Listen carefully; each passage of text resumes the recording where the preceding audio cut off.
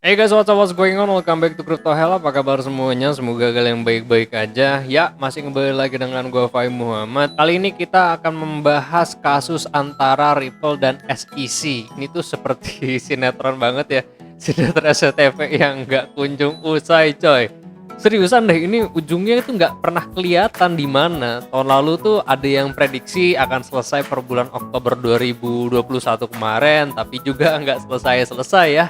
Dan sekarang di tengah gugatan SEC terhadap XRP muncul lagi pernyataan Kompor nih ya, yang menyatakan bahwa SEC katanya nggak akan mendapatkan hasil yang diinginkan. Nah lucunya pernyataan tersebut itu keluar dari komisaris SEC Hester Peirce. Nah pertanyaannya adalah kalau beliau menyatakan bahwa SEC nggak akan dapat hasil yang diinginkan, ya kenapa diterusin gitu loh ya. Nah ini usut punya usut ya untuk para XRP holder yang mungkin baru mengikuti perkara ini ya guys. Sebelumnya memang pihak SEC ini menuding bahwa Ripple dan eksekutifnya itu mendapatkan 1,3 miliar US dollar atau setara 18,5 triliun rupiah karena melakukan penawaran sekuritas yang tidak terdaftar. Nah, atas tudingan ini, SEC itu menyeret Ripple ke pengadilan per bulan Oktober 2020 kemarin. Waktu itu tuh harga XRP ada di sekitar 0,5 sampai dengan 0,6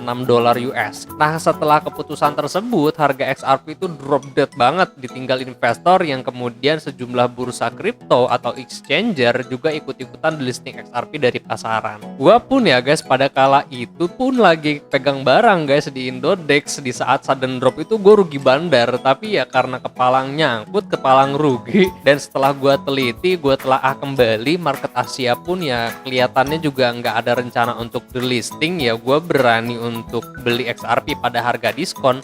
Kemarin tuh sekitar di 2.800 gue beli XRP di Indodex. Tapi kalau kita tarik balik dalam beberapa sidang sebelumnya atau belakangan, Ripple ini memang agak sedikit unggul ya guys, dan tuntutan dari komunitas XRP ini pun cukup sangat besar untuk merelisting XRP di market US atau Amerika. Kalau berdasarkan Yahoo Finance ya, prediksinya kasus ini tuh akan baru segera berakhir itu pada akhir 2023. Ini baru prediksi ya.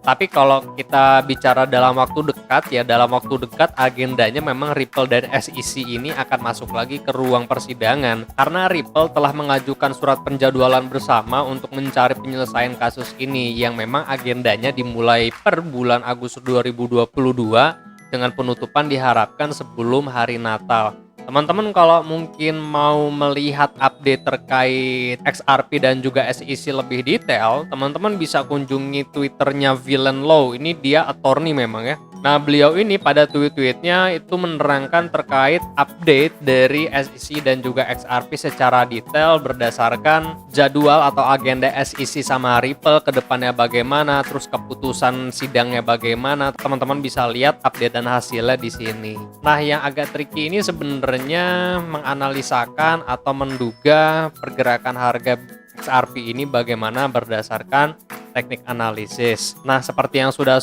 ya dari sini gue akan memberikan teman-teman dua insight atau dua probabilitas berdasarkan dua skenario. Ada yang bearish skenario, ada yang netral skenario atau bullish skenario-nya lah. Kalau menurut gue sih sebenarnya ini netral banget skenario-nya.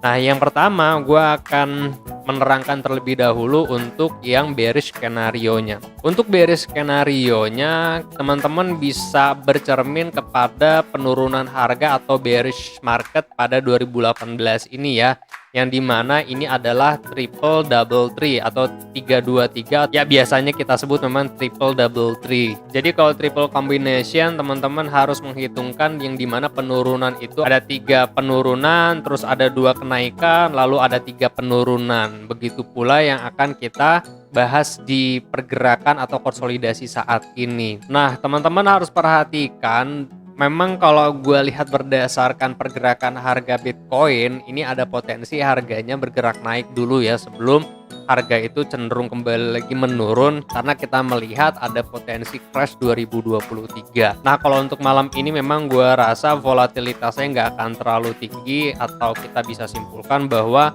pasar nggak terlalu lebay ya dalam menyikapi terjadinya inflasi atau kebijakan The Fed nanti malam. Nah, terus kalau kita hitung berdasarkan teknik analisis, maka penurunan dari bulan September 2021 ini adalah triple combination atau 323, yang dimana besar kemungkinannya atau potensi penurunan harga itu bisa mencapai ke 0,5. 0,5 itu ada level support ya. Level supportnya berarti pada kisaran invalidation support di sini. Jadi ya teman-teman harus perhatikan pada kisaran harga 0,5 sampai dengan 0,49. Ini tuh penurunannya nggak hanya sampai dengan 113 Fibonacci. Ini Fibonacci-nya kita tarik dari mana? Kita tarik dari sini ya. Berhubung kita belum tahu higher-nya apakah memang terakhir di sini atau di sini, karena kalau berdasarkan kenaikan memang ada potensi harga itu bisa lebih tinggi dari higher yang ada di sini, jadi membentuk higher high, atau justru nanti di sini membentuk sebuah higher low, belum tahu. Yang pasti adalah kenaikan saat ini memang berpotensi ke 0,84, 0,87 pada Fibonacci 786, Fibonacci 886. Untuk penurunan yang ada di sini sampai dengan ke Fibonacci 1618 ya guys. Teman-teman tariknya itu dari sini, berarti dari lowest yang ada di sini sampai dengan higher-nya yang mana? Apakah higher-nya ada di sini atau ternyata ini X-nya itu lebih tinggi dan membuat higher high. Cuma kalau berdasarkan perhitungan triple tracing nggak akan lebih tinggi ya, nggak akan membentuk higher high, justru akan membentuk higher low lebih rendah daripada higher sebelumnya. Nah, maka kita akan fokus kepada Fibonacci 0786, Fibonacci 886 pada harga 0,87, 0,84. Ya wajar aja ya guys, jadinya kalaupun harga naik sampai dengan kisaran harga sekian, berarti harga Bitcoin pun ya berdasarkan prediksi kita ya, naiknya 50 sampai dengan 60% dari penurunan sebelumnya. Jadi perhatikan ya, penurunan itu jika broken dari invalidation support Fibonacci 113 0,49 0,5, maka besar potensinya sampai dengan ke 0,31 ya. Di sini Fibonacci 1618. Tinggal teman-teman tentukan aja pada area reversal tersebut adakah level support 113, 1272, di sini ada multiple rejection. Jadi ada level support. Di 1018 di sini pun ada multiple rejection, jadi ada level support. Kalau buat teman-teman yang main di spot, gua harap sih ya udah mulai nyicil aja ya, karena memang udah ada potensi harga itu bergerak naik 50 sampai dengan 60%. Atau teman-teman mungkin mau trading after breakout, ini bisa dijadikan sebuah acuan karena ini kan membentuk sebuah triangle ya. Jadi teman-teman ya bisa entry berdasarkan Fibonacci 06, Fibonacci 07. Nah, sekarang kan resistance-nya Fibonacci 06, Fibonacci 07 kan. Ini sih sebenarnya nggak jauh guys. Karena kan ini adalah A, B, dan C ya. Maka kenaikan saat ini itu sampai dengan 1.13 Fibonacci-nya. 1.13 Fibonacci itu di 0,63. Jadi kalau teman-teman mau trading after breakout ya take profitnya scalping sampai dengan 0,63, dapatlah 2 atau 3%-an. Kalau di sini 2,5%. Dan untuk bullish skenario-nya berarti kenaikan kan barusan sampai dengan Fibonacci 0786, Fibonacci 0886 kan. 0, berapa nih? 87, 0,84. Berarti dari sini nanti kita akan ya ketemu lagi penurunan, cuma penurunannya tidak mencapai sampai dengan ke harga $0,5 lah. Kemungkinan besarnya paling mentok-mentok sampai dengan 0,6, 0,59, 0,58. Yang pasti sih ya penurunannya adalah 50% dari kenaikan ada di sini nantinya. 50-60% dari kenaikan ada di sini dia menurun itu menjadi wave A-nya. Bila mana nanti di level support trendline itu tertahan, maka potensinya sangat besar harga XRP itu melambung tinggi ya. Maka dari sini besar potensinya harga itu naik sebanyak 60 sampai dengan 70%. 60-70%-nya itu berarti dari penurunan ini ya guys. Nah, jadi dari dua skenario ini, kalaupun ya bearish teman-teman tinggal siap-siap aja dananya. Kapan lagi kita dapat harga XRP itu di 0,45 atau di 0,4 berapa berarti ya?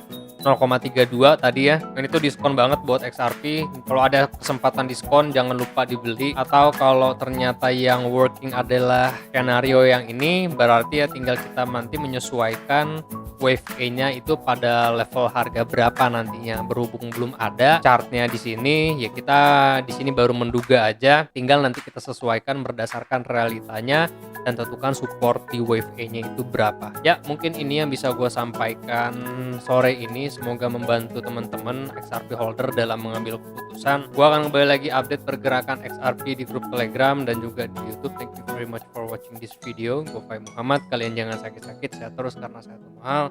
I'll see you guys on the next video. Peace out.